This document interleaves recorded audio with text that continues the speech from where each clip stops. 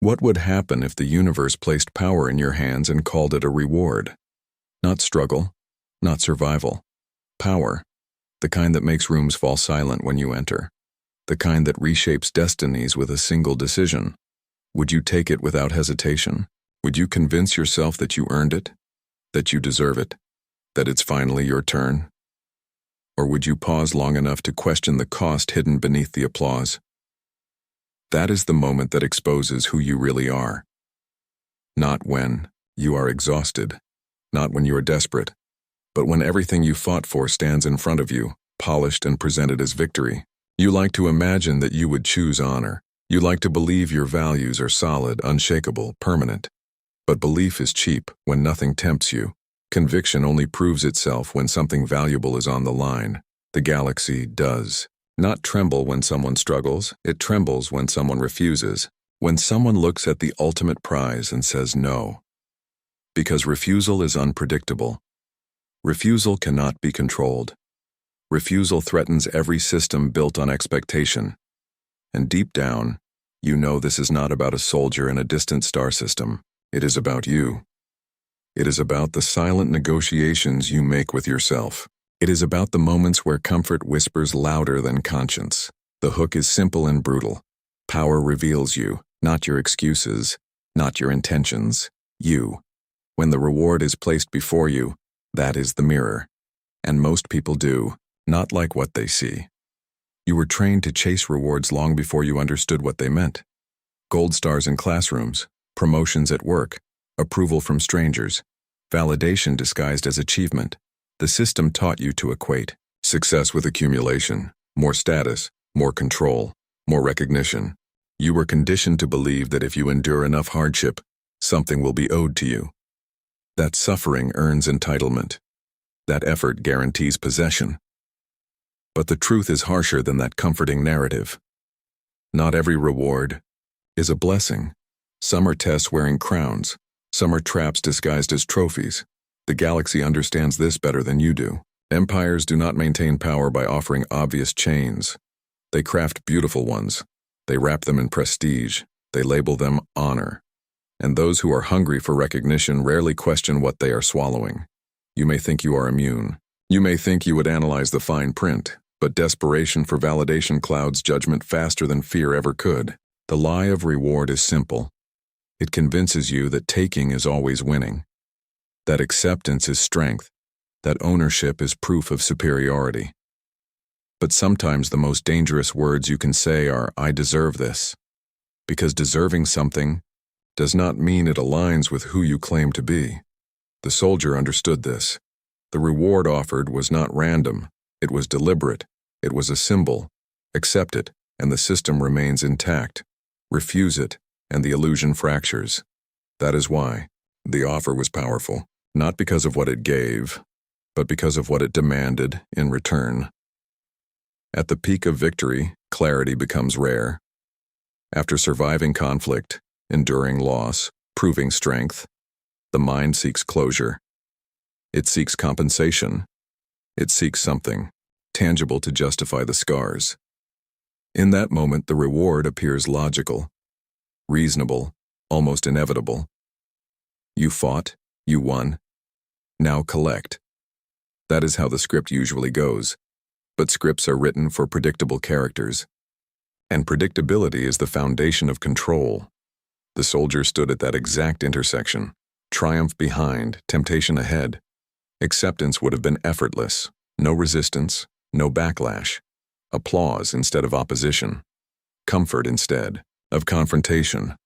Refusal, however, would ignite consequences. It would disrupt expectation. It would invite scrutiny, anger, perhaps even hostility. And that is where most people fold. Not because they lack strength, but because they fear isolation. Refusing power often means standing alone. It means rejecting the validation of the crowd. It means choosing principle over belonging. That decision carries weight. It demands internal alignment. The soldier did not refuse out of impulse. The refusal was not emotional rebellion. It was deliberate, calculated, rooted in understanding. Accepting the reward would have created a contradiction between action and identity. And contradiction erodes integrity from the inside out. You feel that erosion every time you compromise something small. It starts quietly. A rationalization here, a justification there. Nothing dramatic, nothing catastrophic. Just tiny fractures in your foundation. But fractures spread. The moment of refusal is not about drama. It is about prevention. It is about stopping decay before it begins. And that kind of discipline is rare. Here is a truth that cuts deeper than most people are willing to admit. You do not rise to your ideals under pressure. You default to your habits. When temptation arrives, philosophy fades. What remains is conditioning. If you have practiced compromise, you will compromise. If you have rehearsed integrity, you will stand firm. Strength is not built in the spotlight. It is built in unseen decisions long before the test arrives. The soldier's refusal was not spontaneous courage. It was the result of internal standards, reinforced over time. You imagine yourself heroic in hypothetical scenarios. But your daily choices tell a different story. You accept small injustices when they benefit you. You ignore ethical discomfort when it is inconvenient. You tell yourself that bigger decisions will be different. They will not. Large moments amplify small patterns. That is the brutal math of character. The galaxy trembled not because a man refused once, but because that refusal exposed a pattern of incorruptibility. Systems rely on predictable weakness. They rely on ambition outweighing morality. They rely on the assumption that everyone has a price. When someone proves otherwise, stability cracks. And that crack spreads fear faster than any weapon. The shocking truth is this. Most collapses begin internally before they are visible externally. The soldier understood that accepting the reward would initiate a slow collapse of self. And no external victory compensates for internal corrosion. That awareness separates discipline from impulse. It separates identity from appetite. And most people never learn the difference. Another uncomfortable reality demands attention. Many claim to value freedom, yet they eagerly accept advantages built on someone else's limitation. They celebrate fairness until fairness costs them leverage. They speak of justice while quietly benefiting from imbalance. This contradiction fuels corruption at every scale. Empires do not fall because of a single tyrant. They decay because ordinary individuals accept convenient inequality. Because they tell themselves it is not their responsibility. Because they prioritize personal gain over collective principle. The soldier's refusal shattered that normalization. It rejected the logic that victory entitles domination. It challenged the assumption that power justifies possession. And that challenge reverberated beyond one decision. You may not command fleets or shape galaxies, but you participate in smaller systems daily. Workplaces, families, communities. In each, there are moments where you can exploit or elevate, where you can benefit silently or confront discomfort, openly. Most choose silence. Silence feels safe. Silence protects status. But silence also strengthens the structures that eventually confine you. The harsh realization is this: neutrality in the face of injustice is alignment with it. The galaxy trembled because someone refused to align quietly. That refusal forced others to confront their own compliance, and confrontation destabilizes comfort. When integrity becomes visible, mediocrity feels exposed. That exposure breeds resentment. It also sparks awakening. You cannot control how others respond to principle, but you can control whether you embody it. The soldier chose embodiment over advantage. That choice disrupted more than politics. It disrupted narrative. It proved that strength does not require submission to corrupted reward. And that proof is dangerous to any hierarchy built on obedience. The deepest battles rarely involve weapons. They unfold within the mind. There is a constant negotiation between convenience and conviction, between immediate benefit and long-term identity. You experience this tension more often than you admit. It surfaces in subtle forms. An opportunity that advances you but contradicts your values. A decision that secures influence but compromises fairness. a shortcut that promises speed but sacrifices integrity. The internal war is exhausting because both sides present compelling arguments. One side whispers about practicality, survival, efficiency. The other insists on alignment, consistency, truth. Most people justify siding with convenience by labeling it realism. They dismiss principle as idealism. But realism without morality becomes exploitation, and exploitation eventually consumes its architect. The soldier faced that internal war in its most amplified form. The reward represented ease. Acceptance meant no friction, no resistance. Refusal meant turbulence, scrutiny, potential retaliation. Choosing alignment required absorbing uncertainty. That is the cost of integrity. It does not guarantee safety. It guarantees coherence. And coherence strengthens identity in ways external rewards never can. When your actions mirror your principles, you eliminate internal conflict. When they contradict, you create mental noise. That noise accumulates. It manifests as restlessness, doubt, rationalization. Over time, it erodes confidence, because somewhere, inside you know you betrayed yourself. The soldier chose coherence over comfort. That is why the decision carried power. Not because it was dramatic, but because it was clean, clear, undivided. That level of internal alignment radiates outward. It influences perception. It commands respect even from adversaries. And it cannot be replicated by performance alone. There is another harsh truth that demands confrontation. Every compromise teaches you something. It teaches you that your standards are flexible, that your boundaries are negotiable, that your identity is adjustable under pressure. Each time you bend, bending becomes easier. Each time you justify, justification becomes faster. This is how decay begins. Not with grand betrayal, but with minor surrender repeated consistently.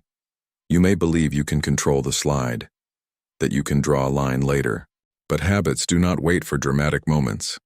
They embed themselves quietly. The soldier understood the compounding nature of compromise. Accepting the reward would not have ended with a single concession.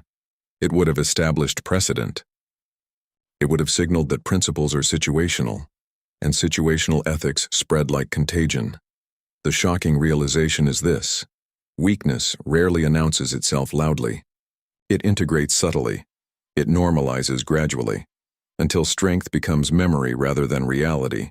You see this pattern in failing institutions, in declining cultures, in fractured leadership.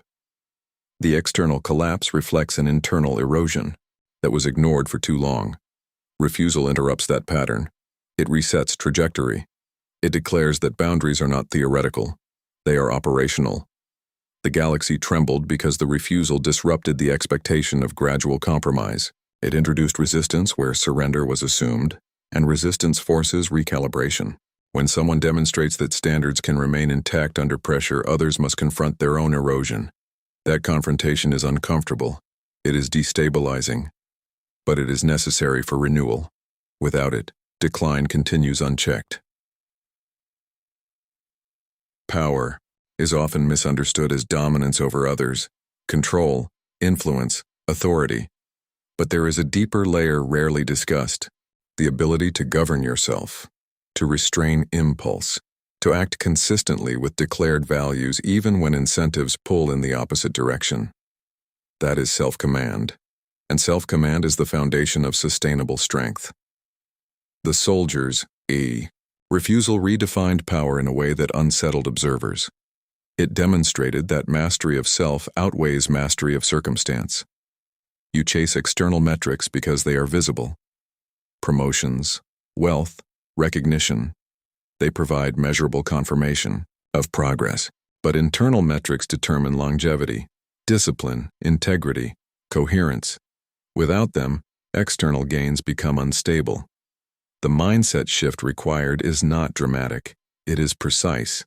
Instead of asking what advantage a decision provides, ask what identity it reinforces. Does it strengthen discipline or weaken it? Does it align action with principle or fracture them? This shift seems small.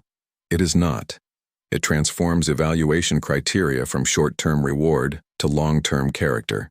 And character compounds. It influences every subsequent decision. It simplifies complexity because it establishes non-negotiables.